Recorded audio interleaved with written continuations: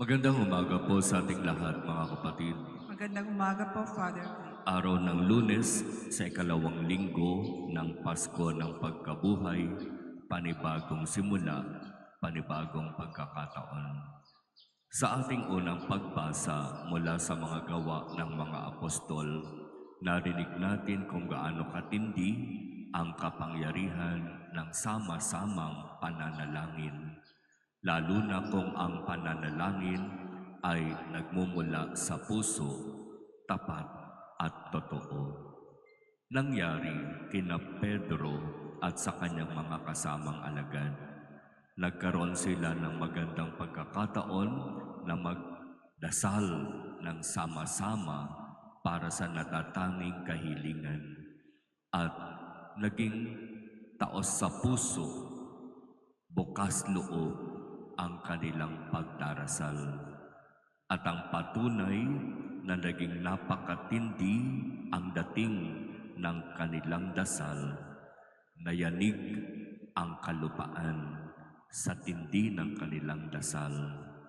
At pagkatapos noon, matapang nilang ipinahayag ang salita ng Diyos.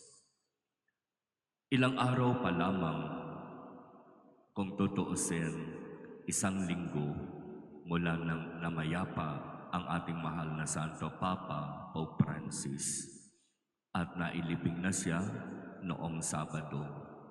At itong mga araw na ito ay may matinding pangangailangan ang buong simbahang Katolika para magdasal.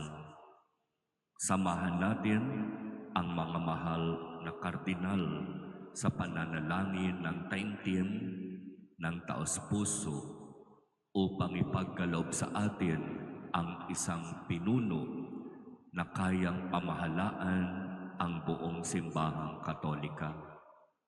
Pinuno ayon sa pagkapinuno ni Jesus, ang mabuting pastol.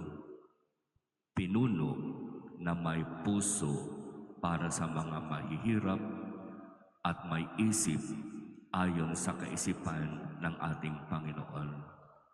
Kaya magsama-sama tayo sa mga panahon na ito sa seryosong pananalangin para sa natatanging kahilingan na ito ng ating simbahan.